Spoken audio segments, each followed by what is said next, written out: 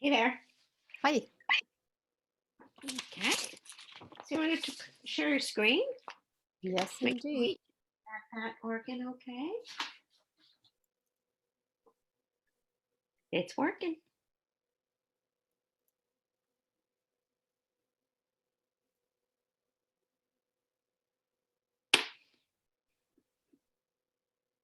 I'm going to chat with you like this.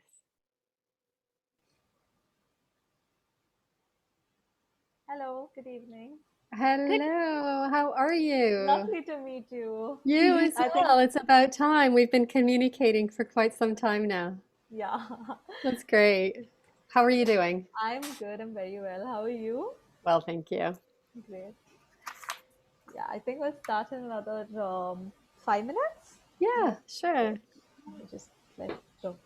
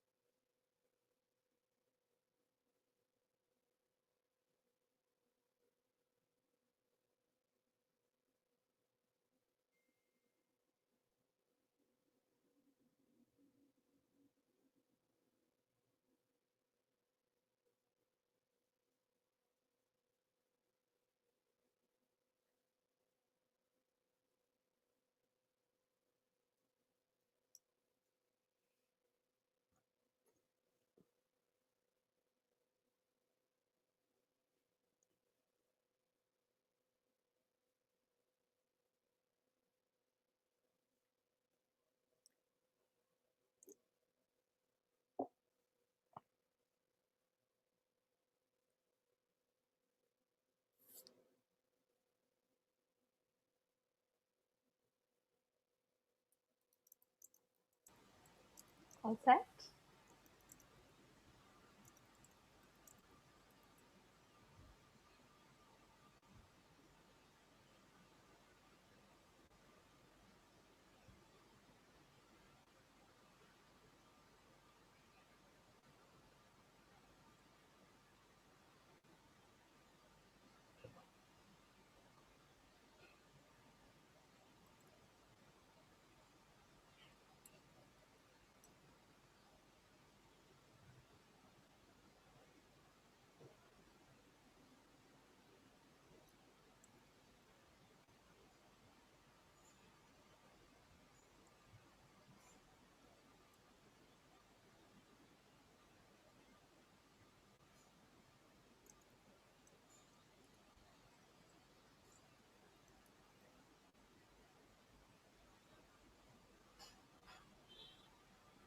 Yeah.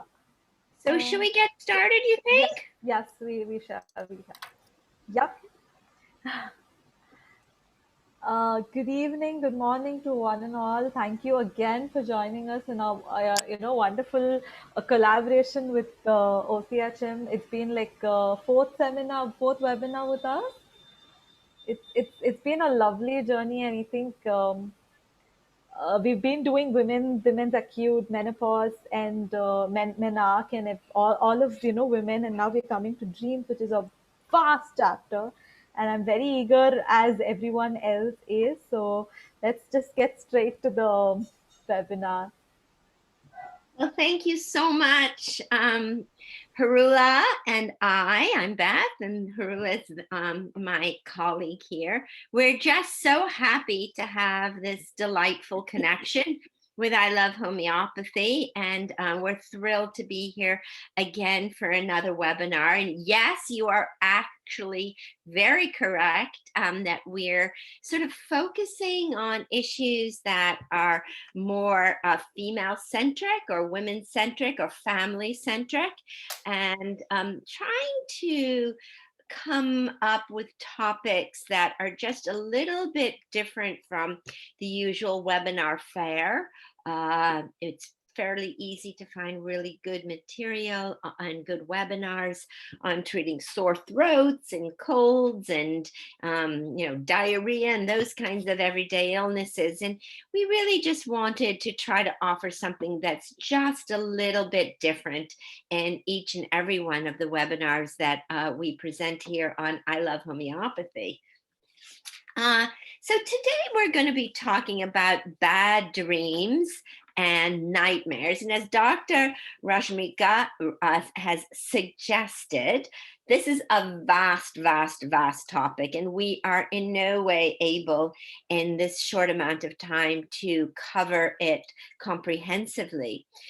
In many ways, bad dreams and nightmares are a chronic expression of deep disorders, and we are not in a position to do any kind of instruction on chronic diseases here, largely because the possibilities and permutations and sort of varieties of a totality that are necessary for good chronic prescribing are so far beyond what we can discuss casually in a context like this.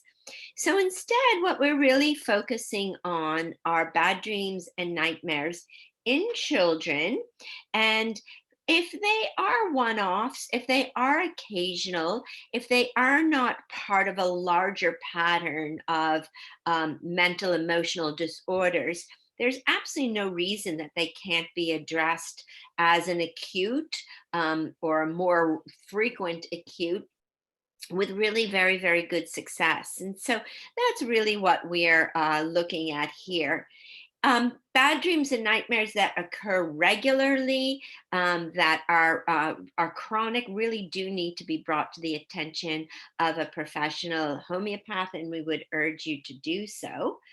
So, as is our general pattern, Haroula is going to get started talking about sort of the physiology and role of dreams and nightmares. And I will then pick up the end and talk about a few remedies that you may want to have in your medicine chest for acute addressing of bad dreams and nightmares. So Haroula, take it away. Thanks, Beth. That was a great introduction. And indeed, dreams and nightmares, and we will also be discussing night terrors in children. All of these conditions, of course, certainly can be present in adults, and we'll discuss some of the differences in the prescribing, because when children are affected by bad dreams and nightmares, it's sort of like we have more of an opportunity to be able to treat them. But with adults, if it becomes a chronic condition, it becomes a little more complicated, and professional help certainly needs to be sought. Now, dreams, the study of dreams is called oneirology, and it is a study that has been taking place for many, many years. As far back in ancient times as we can remember, there have been uh, connections between dreams and our mental state. In dreams, we will often be able to experience many different vivid, what we feel like is our reality in terms of sound and sight. Um, the analysis of dreams is very, very old. It goes back to biblical times where, in fact, even the ancient Romans and the ancient Greeks connected dreaming to prophecy. They're not fully understood. This is a topic of scientific, philosophical, as well as religious interest through recorded history.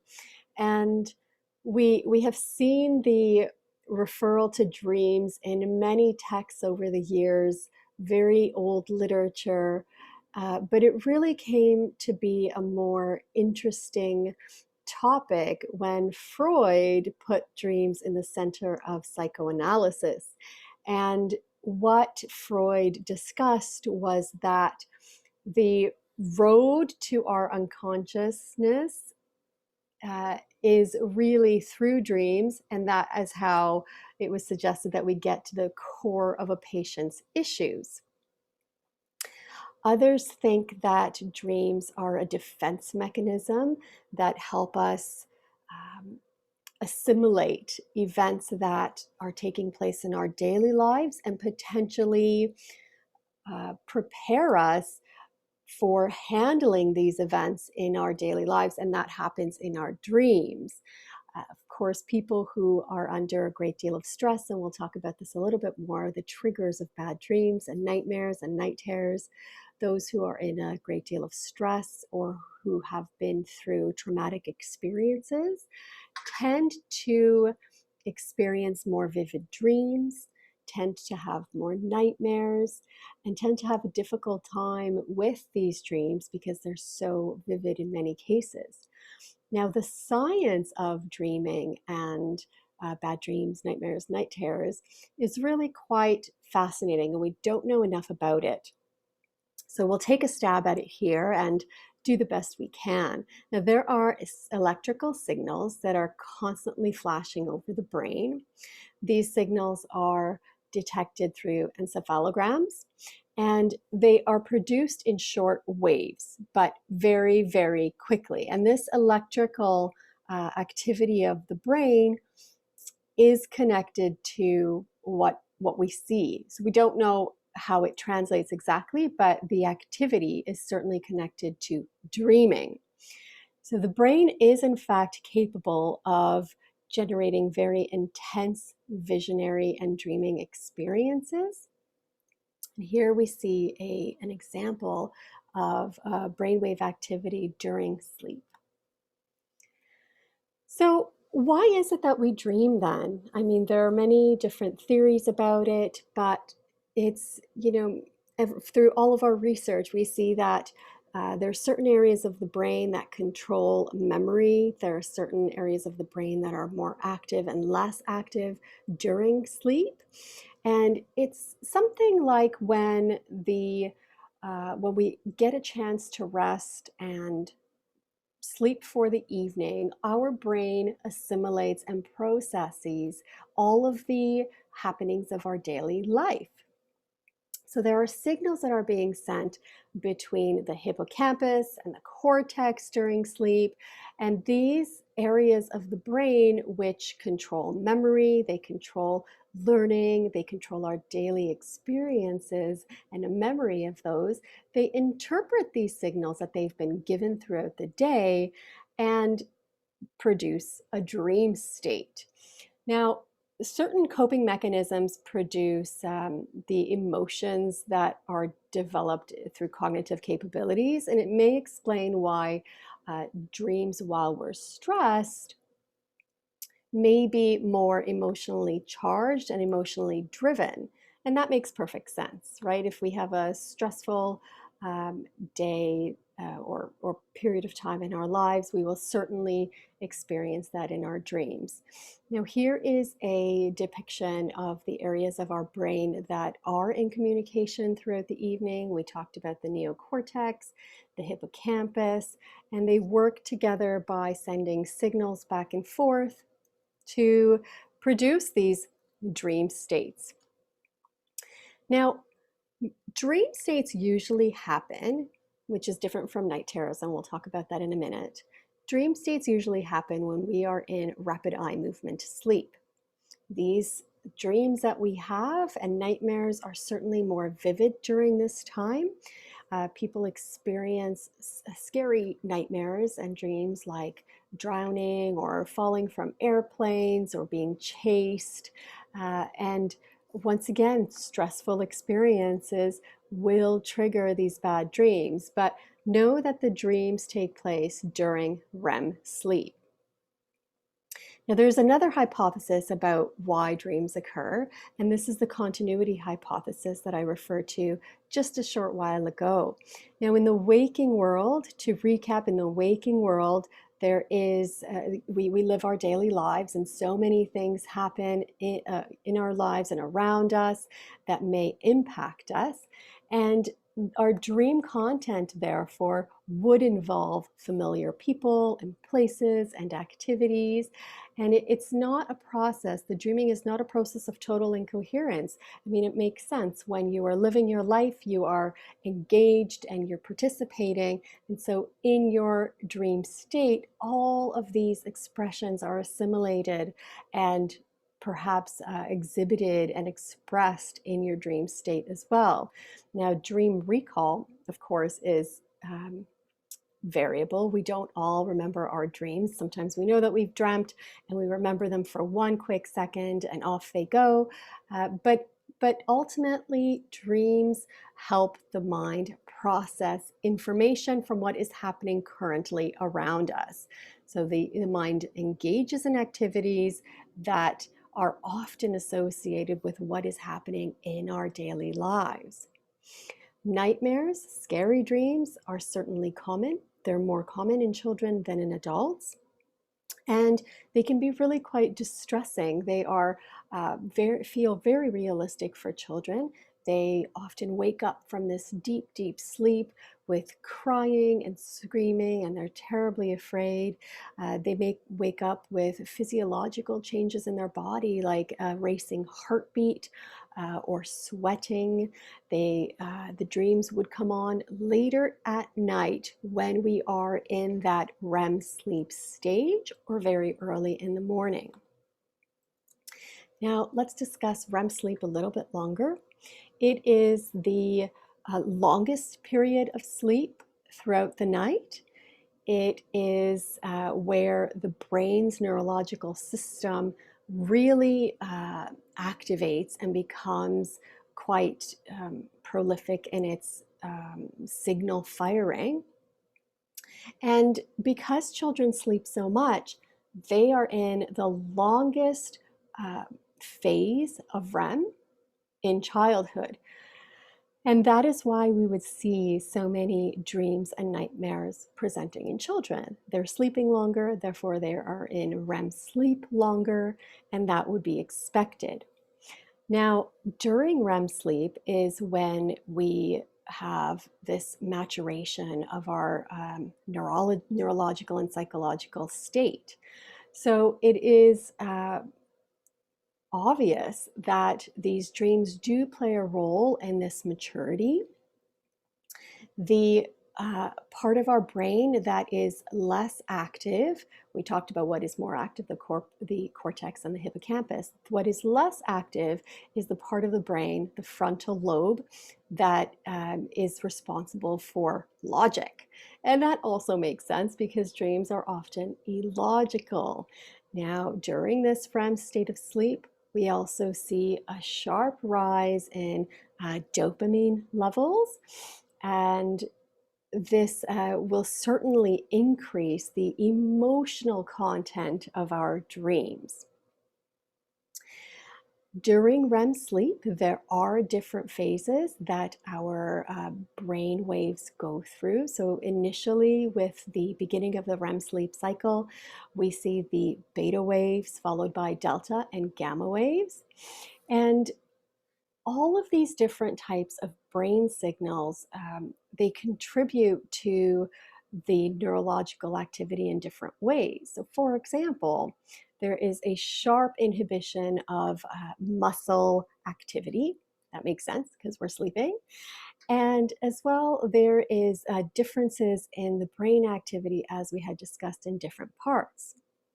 The cortex, as mentioned, is responsible for the higher functioning of the brain, and together with the limbic system is responsible for our conscious experiences of emotions and sensations.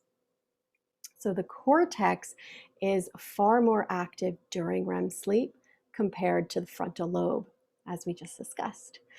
And according to this activation model, it completely goes against what Freud had been discussing for a very long time. It hypothesizes that dreams are in fact a result of our processing of these random events that take place throughout the day.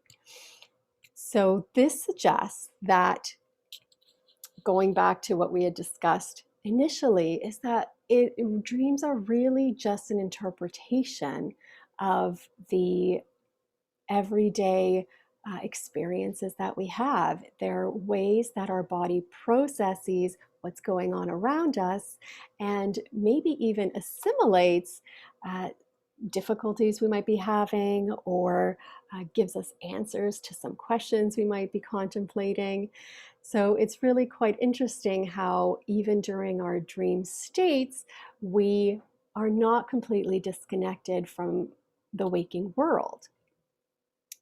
Now, we talked about dreams. Nightmares are bad dreams, and we know that they happen during REM sleep. What can bring on bad dreams is certainly a topic in and of itself, but we know that there are certain states, including stress and trauma. There may be mental emotional states that contribute to bad dreams, including anxiety and depression. Certainly, sleep deprivation would contribute because we're not getting enough good quality sleep where our brain can settle down. It's like going from one waking state into another, really, without the chance for our brains to relax. Oftentimes, bad dreams and nightmares occur after having a late night snack because the food would increase our metabolism, and therefore, if our metabolism is increased, our brain activity may increase. So again, it's this idea that our brain is not getting a chance to rest, and if it's not getting a chance to rest, it just continues to work in our sleep state. Some medications as well have been connected to the onset of bad dreams. And most allopathic physicians and therapists, they would consider treating bad dreams with, cognitive behavioral therapy, perhaps, with yoga and meditation, maybe with certain schedule practices. So keeping good sleep hygiene, getting on a proper schedule that would encourage one to sleep a certain number of hours per night. Of course, we as homeopaths look at the underlying causes in chronic conditions. In acute conditions, we prescribe slightly differently. But in chronic conditions, we look at different fears a patient might have.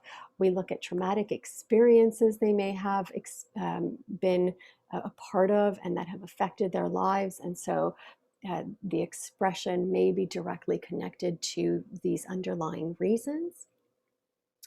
And of course, there are many different types of dreams, and they vary across age groups. As we mentioned, children, because they are in longer REM sleep states, they tend to experience bad dreams more often.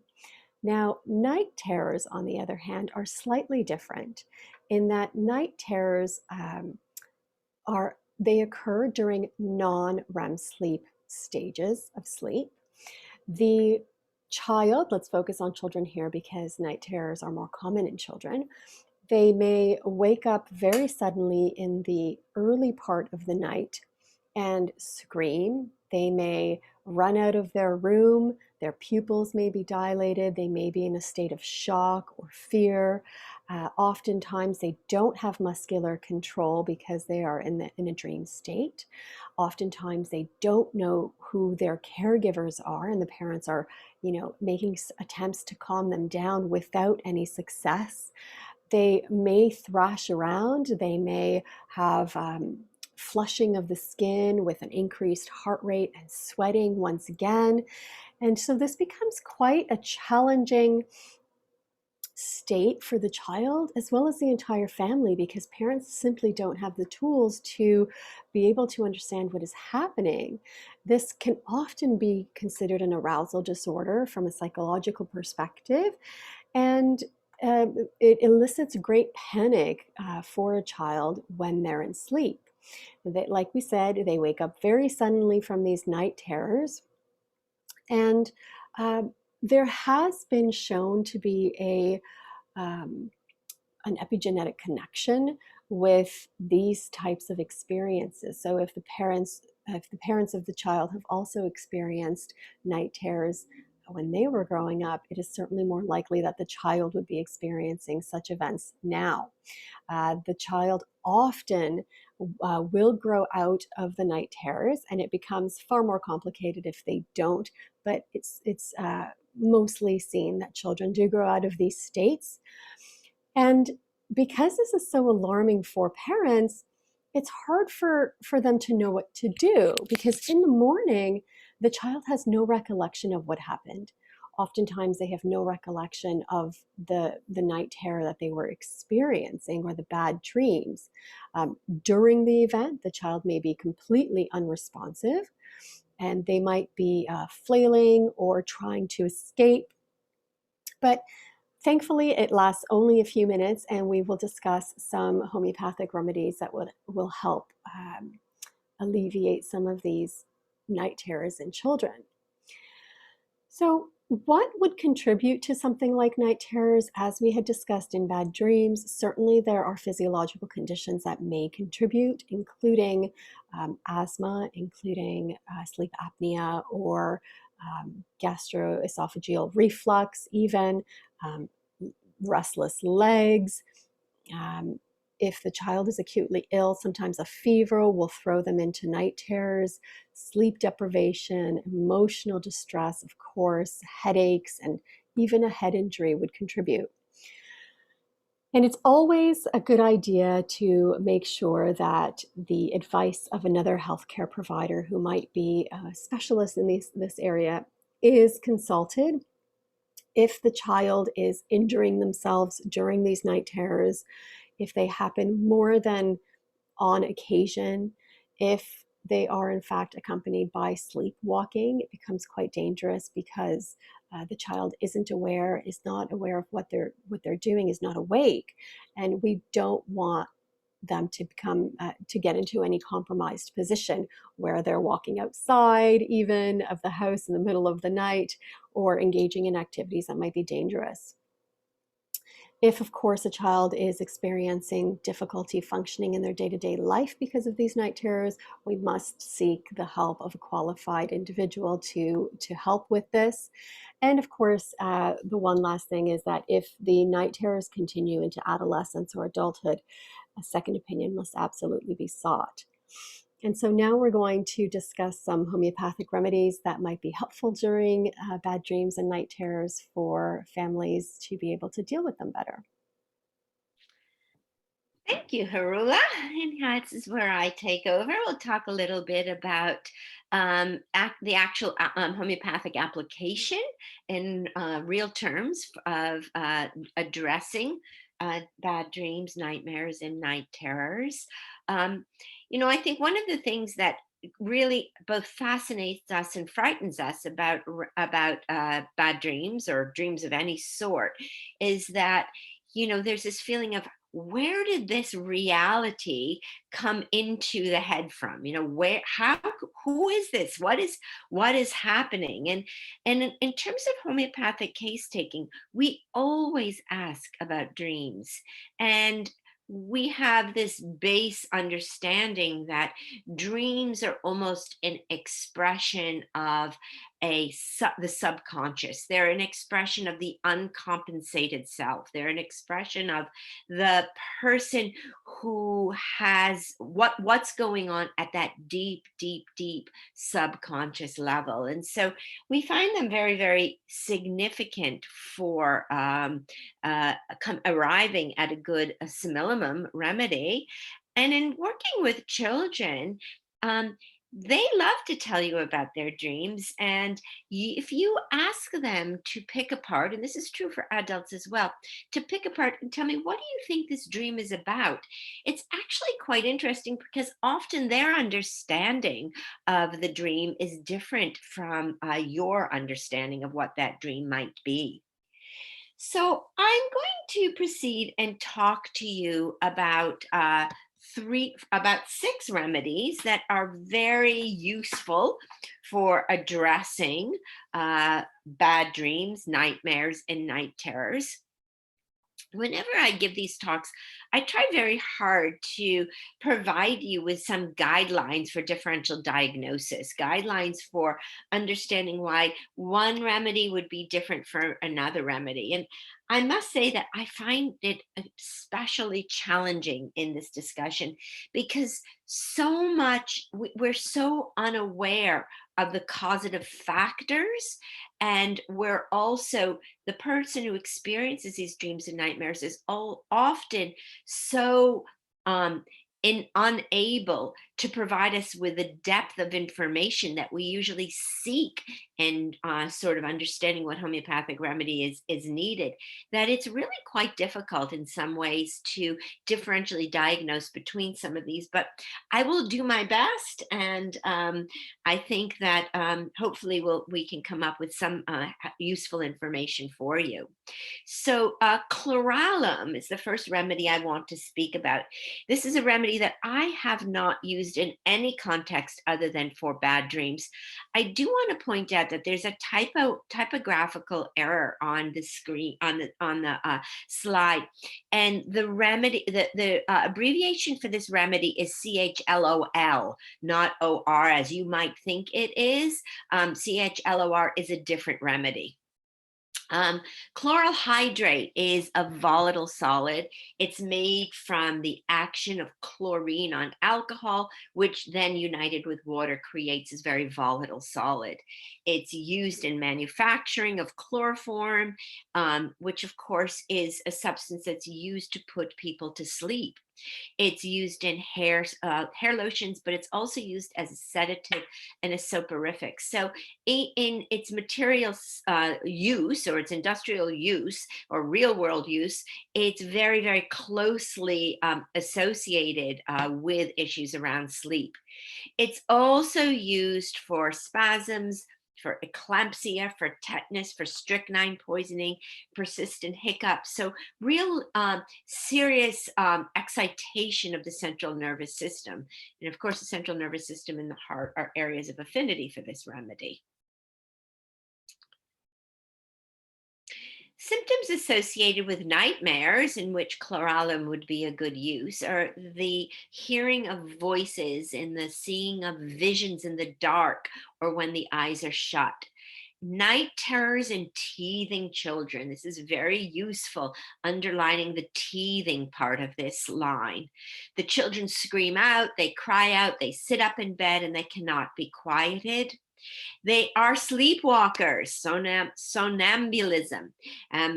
They are inclined to wander and hide oneself, herself, avoiding shrewdly the vigilance of her friends, would then return unable to give any account of where she had been. This is a quote from Constantine Herring. And I am not sure if Constantine Herring expects that more female children have somnambulism, or if this was taken specifically from a a female prover. But obviously, the she's in this sentence could be replaced by he's equally as readily. There's great exhaustion from sleepiness, especially due to overfatigue. And this is something we do see in children. And in adults, this may be useful in withdrawal symptoms of sleeping pills or tranquilizers, especially when there are nightmares associated with their use. And I provide you with just a few keynotes and other significant symptoms of chlorellum. There's the marked sensation of a sinking feeling in the pit of the stomach, and urticaria, so sort of itchy rash that comes out at night and disappears during the day.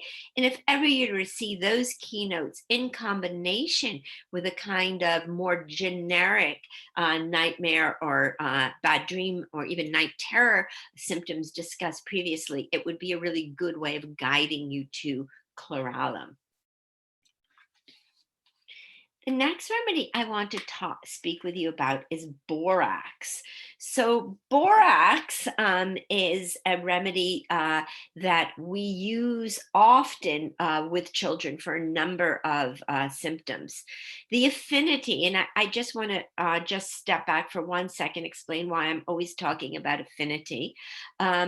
At OCHM, we have tried to devise mechanisms for our students to learn very large numbers of remedies.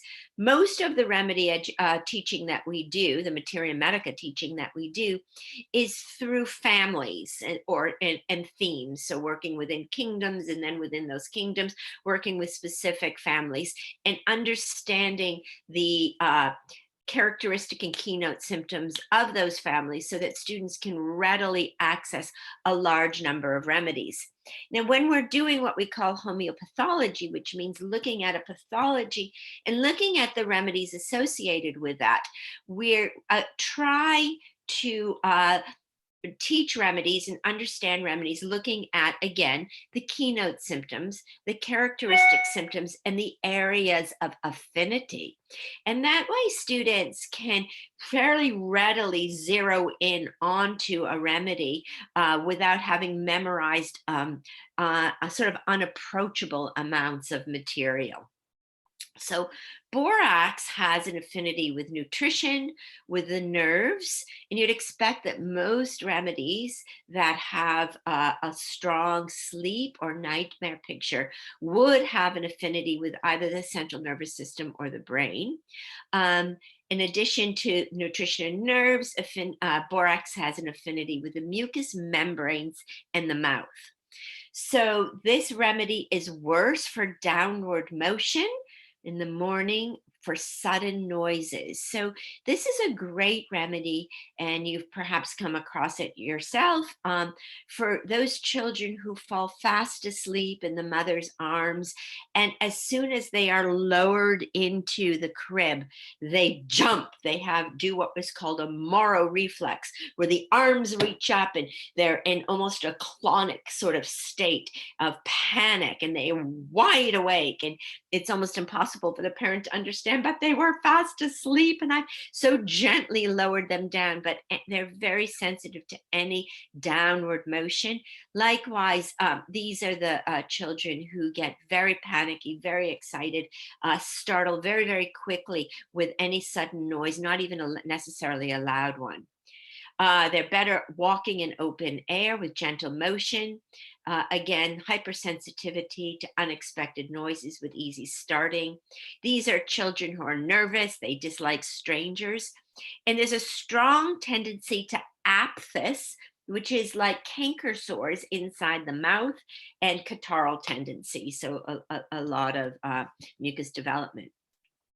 The specific symptoms associated with nightmares are the starting from sleep, similar to that startle that happens when you lower the child into the crib. They start startled, they're crying, they're terrified, they cling, there's shrieking in sleep, and that clinging is really you can feel how terrified the child is. This is a quotation from Hahnemann, who says that the child weeps periodically very violently. After some minutes, it stops and is then very friendly and laughs. It's almost like that violent weeping is is an expression of that startle response of something that goes on internally.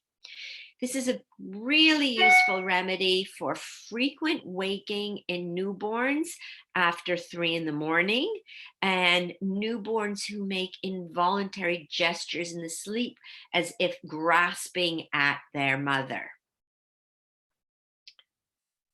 So moving on to stramonium. So stramonium is a remedy that I'm sure you are all familiar with. It's also known as datura.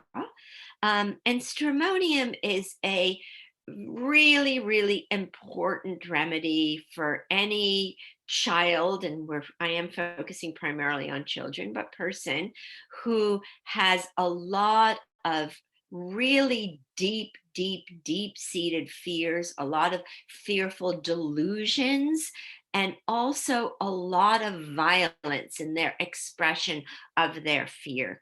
These are children who can feel at times very unhinged with the degree of violent expression.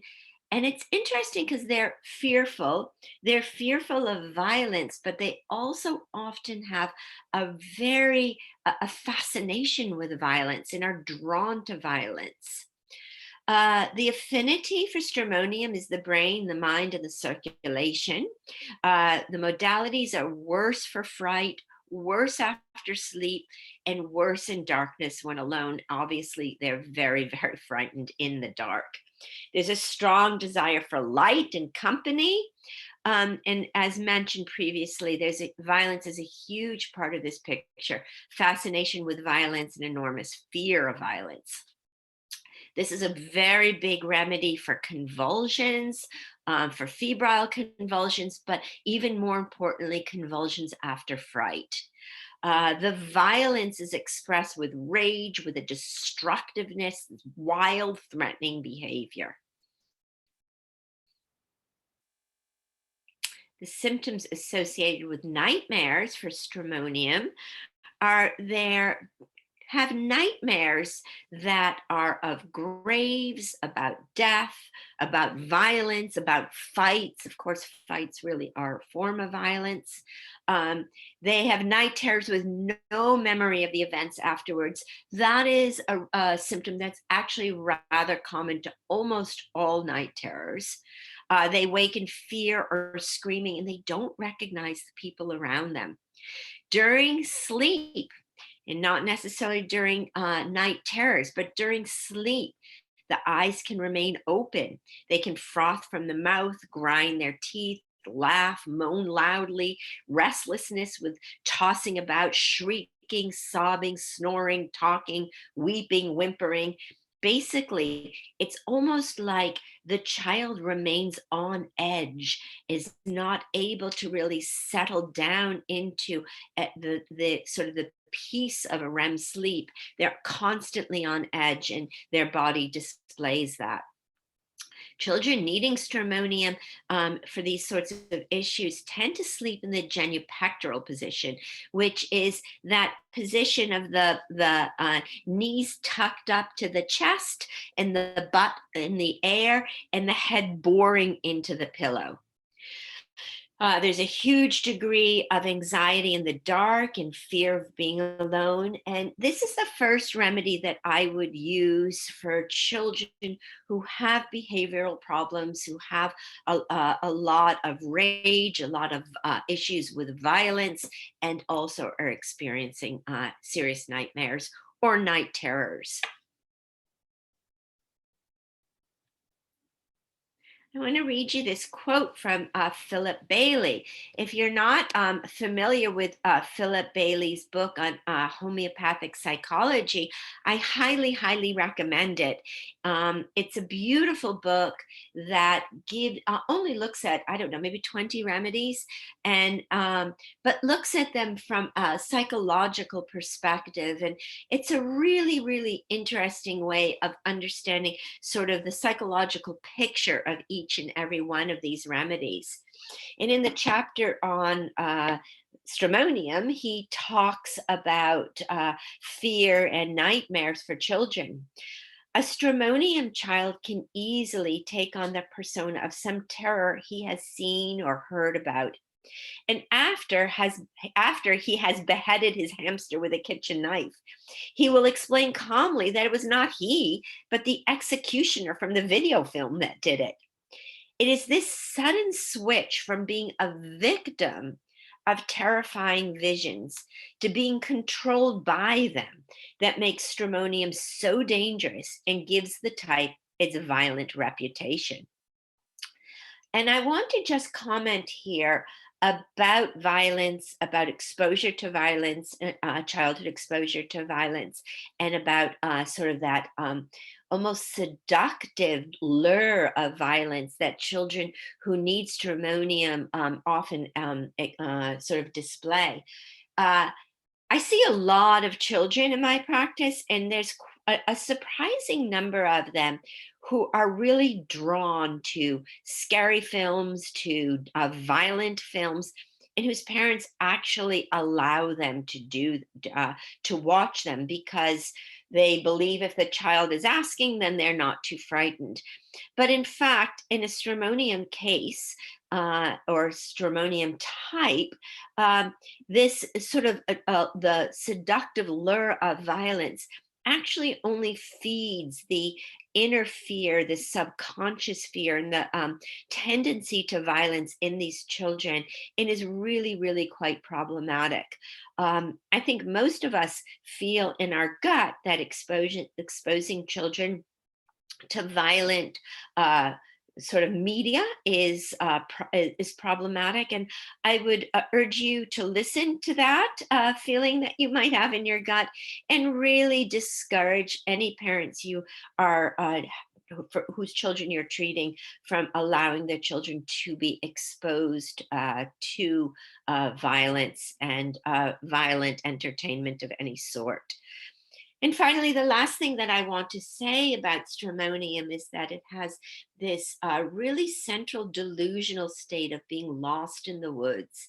And I find this is such a beautiful sort of description of the entire stramonium state. They're alone, they're threatened, they're terrified, and they will react as if their life is at risk if threatened in any way whatsoever. So moving on to from stramonium, I want to talk about calibromatum. Calibromatum is a remedy that has an affinity with the mind, with the nerves or the central nervous system, and the larynx. It's traditionally used as an anticonvulsant. Prolonged exposure to material substance causes hallucination and other central nervous system disorders, which really shouldn't surprise us in a remedy that has a picture for a strong nightmare, night terror picture. This is a remedy that is commonly indicated in children or teens who come from a strict religious background, where their upbringing is greatly influenced by issues of morality, where they're exposed to crime, and there's a lot of issues around guilt and sort of guilt of their consciousness in their sort of everyday environment. And it is particularly indicated at puberty in children of families where sex is considered taboo. And these are, pubescent children who are starting to experience their own hormonal changes in their own sort of rising interest and curiosity about matters sexual. In terms of nightmares with calibratum, it's indicated for night terrors in children who see horrible visions and awake shrieking and recognizing no one. Now, that does sound a little bit like chloralum. It sounds a little bit like stramonium. So a little bit difficult sort of pegging that one specifically. There's a lot of restlessness during sleep with frequent moaning in this remedy, and that is a good way of sort of a helpful differential diagnosis. There is in this remedy also somnambulism. And we're seeing somnambulism a lot in a lot of these remedies because the central nervous system is so ramped up in these children that they need to move. And walking in your sleep at a time when you would think that the central nervous system would be quieting the entire body is the reason that there is so much physical activity in children in their sleep. This is a very useful remedy for the nightmares of children who are not getting on well at school and not performing well. There's a lot of feelings of responsibility in all the Cali remedies, and children who are not fulfilling their responsibilities at school and have a good degree of anxiety about that and guilt can often have nightmares, and calibratum would be a very good remedy to try in that situation. And this is a strange, rare, and peculiar. It's a nightmare sometimes followed by squinting. Again, central nervous system, that, but I don't really know what else to make of that. The mental state in calibratum corresponds to the night terrors of children who start awake and then cannot be comforted. The hallucination of the child is that he's being hunted, it should say hunted and chased by some horrible person or thing. The mental state plus the overwhelming effect of bromium, which causes bronchial difficulties, such as croup or another cough, make this remedy particularly useful for children. So I would add to that any scenario in which you have a child with a lot of bronchial affections, difficulty breathing because of the cough, and then has a one-off nightmares, I would try calibratum immediately as a useful remedy. The last two remedies that I want to speak to you about are very common remedies. They're remedies that I'm sure you're very familiar with, but I really want to talk about them, largely focusing in on the nightmare picture because they are, while common remedies that have a very strong sort of applicability to nightmares and night terrors. So silica, as you perhaps know, has an affinity with nutrition, with nerves, with glands, with tubes and ducts. Think about the eustachian tubes. It's a common and useful remedy for a myriad of childhood situations. There's a lack of self-confidence. We're looking here at keynote symptoms, a lack of self-confidence with bashful timidity, in a particular anxiety around finding the right word to communicate their intent or desire. They are apprehensive, especially from the anticipation of new things, new situations, new people. They are lacking in emotional independence. There's a lot of fixed thinking, which is expressed as a sort of a conscientiousness about trifles. They often have poor reactions to vaccinations and any other foreign bodies. Physically, there's easy suppuration, frequent and recurrent infections that are slow to resolve, glandular affections, and heavy perspiration, especially of the feet. And as for nightmares, these are children who get to sleep late and then sleep very lightly. During sleep, there's a lot of jerking of the limbs, laughing, moaning, shrieking, talking, sometimes loudly, weeping and whimpering. Again, this is this sort of hyper alert state of the central nervous system. They have frightful dreams of being pursued by ghosts or wild animals or anything else that might be pursuing them. with unsuccessful efforts at screaming. And that's something for you to underline and think about.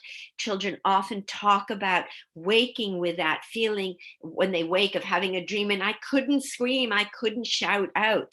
And then they wake up with a jerk and in the cold perspiration, which we mentioned previously. They see frightful faces when trying to sleep, which keep them awake. And finally, I want to talk a little bit about magnesium muriaticum, or magmure. So magmure has an affinity with the nerves, with the liver, and with digestion. This is a remedy type with marked anxiousness and a hurried feeling. Children needing this remedy have a strong need for peace, and it's strongly indicated for children exposed to family conflicts.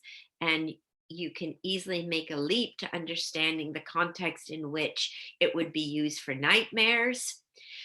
Patients needing this remedy usually want everything to be peaceful. The whole idea of aggression and violence is completely unacceptable.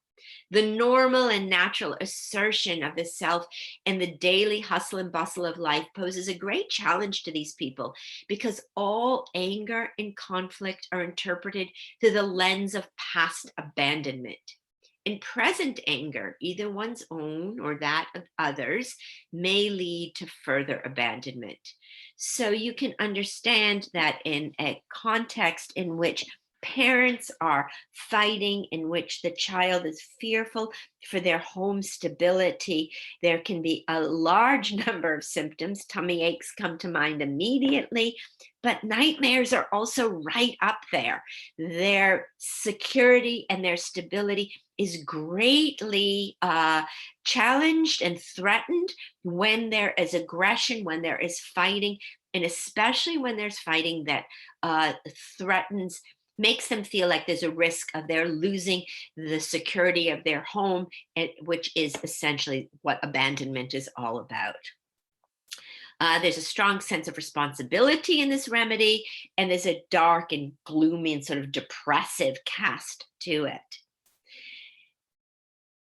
In terms of nightmares, there's anxious dreams with talking and crying out during sleep. They have dreams of robbers in the house, and they cannot shake the belief that there are robbers in the house when they wake up.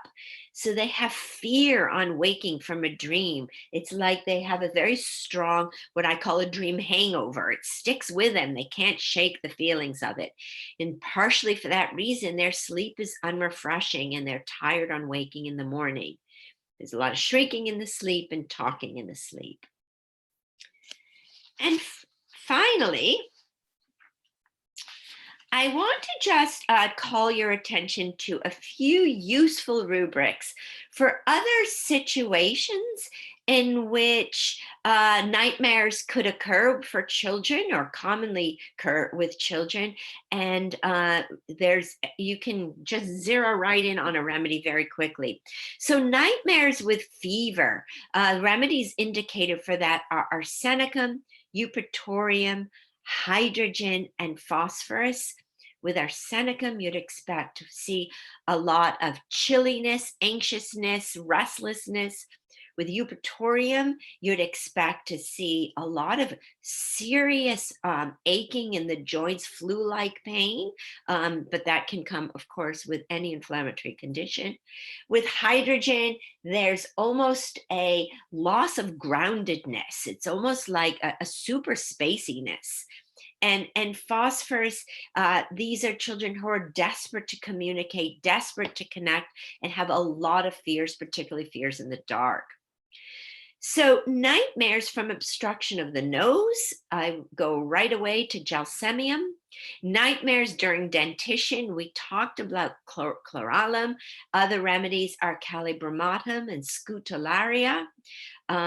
Nightmares after falling down the stairs, Russ talks. Nightmares after injury of the head, Nat Muir. So I think we're going to wrap it up at that point. We have about 5 minutes left for questions. I've noticed that there are were some raised hands, and I assume that there's some action in the chat box. And maybe we could ask Dr. Rashmika to sort of monitor these questions and feed them out to us. Again, one question is chill with potency. No, Chill. I think they meaning which potency you would use for the first remedy is that Chlorella. yeah, is that corallum? Have you spelled it wrong? Because I think after you explained corallum, the question had come up. So Okay.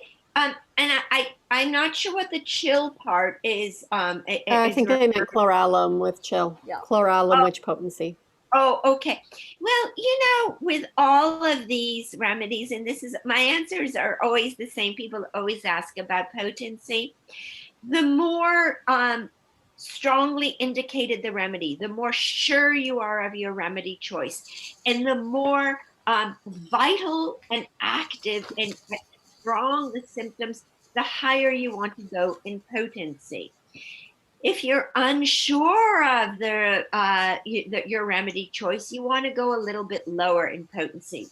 I would say for virtually all of these remedies, a 30 potency would be a really good place to start. And if you're finding that the remedy is working, but you're needing to repeat it frequently, then you go up in potency. If the remedy is working well, a 30 is working well, just not holding, I would actually jump right up to a 1M and leave it at that and hope that you don't have to do multiple repetitions. great. There's another anonymous question. Are enuresis and nightmares related to each other? Are enuresis and nightmares Yeah, related to each other? that's Uh, the question. um, I mean, they can be, but they are not necessarily. And that's a really excellent question because, again, it's the enuresis is much more about a child's developing sensitivity to their bladder and their need to evacuate. And it's really not a central nervous system or a mind symptom at all. So, no, I don't really think that there is a regular connection. I imagine in some instances there is. Um, Certainly, children who sleep really, really deeply are more likely to have nighttime enuresis, and they're also, as Haroula discussed earlier, more likely to have nightmares because they are in that deep REM sleep. So in that way there's an association, but I do not think there's an association in terms of in any other way. Great. We have another question. Please talk about repeatedly having dreams of lions or lions, any particular medicine and the cause of it. Okay. Well, who knows what the cause of it is? Maybe they watch Lion King, who knows? It could be just about anything. Off the top of my head, I do not know of a remedy. There are in your repertories, if this is a professional homeopath I am speaking to, you can look up dreams of animals, dreams of wild animals. But what's more important than the actual sort of subject of the dream is the feeling of the dream. So, is the child terrified? Are they being chased by the tiger? Is it tiger? You said a tiger. Oh, Lion. Lion. are they being chased by the lion? Or is the lion some big cuddly figure that's come to, provide them with some sort of, protection? Is it a dream that creates excitement? Is the child entering into a fantasy world that is really, really pleasurable to them? So it's more important than if it's a lion or it's a snake or it's whatever, is the feeling associated with the dream and sort of the emotional journey that the dream brings the child on. Ritu has asked, ma'am, I wanted to ask that sorry, 1 second. A Yeah, comatose patient comatose dream. patient dream. Haroula? I would say so. I would say that because there is still brain activity, we would expect to find that comatose patient's dream. We see that um, even in comatose patients, that there is eye movement where their bodies are completely still and flaccid. We still see that there is brain activity, which is why some people remain in a comatose state for quite a long time. That's a great question. We have another question by Suruthi.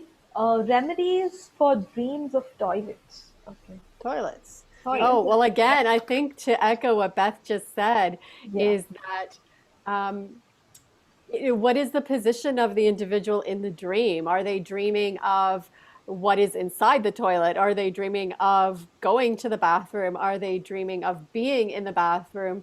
And what is that experience? Because it's often very different for everyone who is having those dreams. Is it of embarrassment? Is it of, you know, bodily function? I think it really just depends. And of course, as homeopaths, we always must ask, what is the experience of the dream and go based on that. Yeah, like in the previous, during the presentation, you said that, the patient might interpret the dream differently of what we see it. So that's always there. Absolutely. And one of the things that we do at our school and in our clinical training is we try really hard to encourage our students to see patterns. And so we're trying to create what we call a dynamic totality in understanding a patient. And so when you have a dream of a toilet, you want to know, how does that dream and whatever feeling or experience is associated with the toilet in the dream, how does that connect with other situations? So it may be, I mean, I know of children who are very frightened of a flushing toilet because that water, the gushing of the rushing of the water, frightens them. So that's a child who's afraid of water in other contexts. It would be very, very useful. It may be nothing to do with water, the presence of the toilet in the dream, but we're always trying to understand how every aspect of a case comes together to create a web or a pattern or this dynamic totality, so that when we're prescribing, and I'm talking obviously about chronic prescribing, we're not talking on prescribing on one thing, but we're prescribing on that pattern that describes the entire function of the organism. Indeed, let's go over the potency issue once again. Someone had a network problem. We're going to mention that usually with acute dreams, we will start with a 30 potency and repeat. If we're finding that the patient is requiring quite repetitive repetition, we would go up in potency and try to mitigate the bad dreams and nightmares that way. Um, the question about the toilet is not finding a toilet to pee in, and I think that is a very interesting question because perhaps it's that this patient is experiencing that kind of I can't find what I'm looking for state in their lives, and maybe that is what is being expressed in their dreams. So we need to ask the patient about other experiences in their lives that might be similar. We need to understand what that is like for the patient. I mean, it might just be a physiological reaction. I need to pee and find a toilet. In which case, you would do what children do and just go into a field and pee. Why couldn't you just go into a field and pee, for goodness sake? But it might just be something very simple, or it might be that we see this pattern in other areas of their life that then that pattern would need to be further examined. There's a question about advising if an unrefreshing repeated plot in a dream, that is, a person easily jumps high up into the sky and can't go down, being frightened to be broken. It could be a fear of heights, or what would you suggest? What I would suggest is you ask the patient what that dream means, and they will tell you.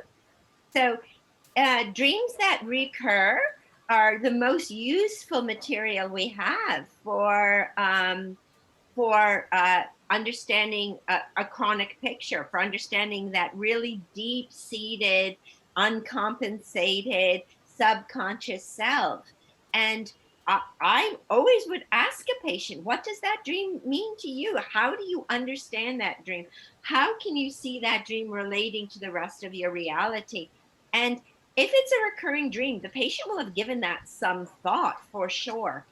Often a dream isn't even recurring, but it's so they feel like the dream is recurring because it was such a strong, it left such a strong mental imprint, and it is so deeply resonated with the patient that they'll say, I can just remember this dream that I've had, and I don't know how many times I've had it, but it's still so clear. And that kind of a dream is so significant for understanding what's going on.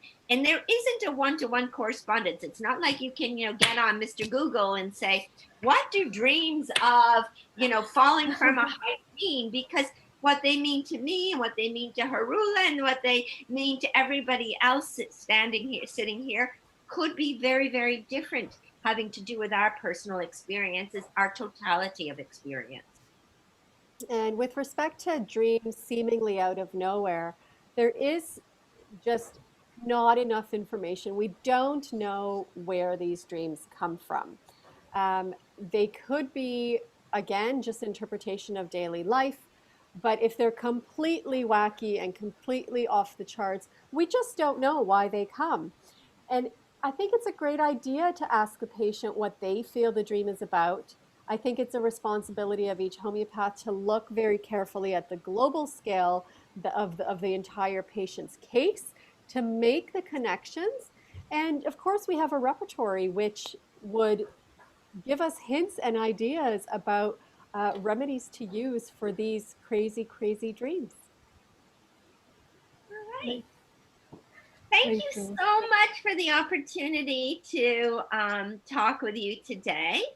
As always, you all have our contact information right here in front of you. As always, we welcome contact, we welcome questions, we welcome requests for recordings. We really would love to, any of you, please get in touch with us for any information about our clinic, about our school, and we're so grateful, as always, to I Love Homeopathy for inviting us and giving us this lovely opportunity. So thank you. Always a pleasure. Always a pleasure. I think Okay.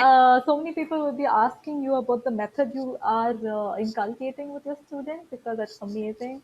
I was astonished with the concept of homeopathology, which is new and it needs to be more out and about. So I Right. think we should Okay. have a session over it also. Okay. Lovely. Okay.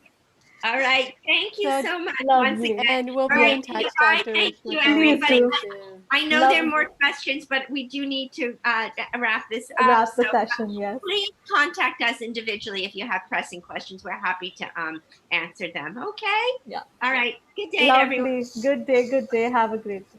Bye bye. Bye bye.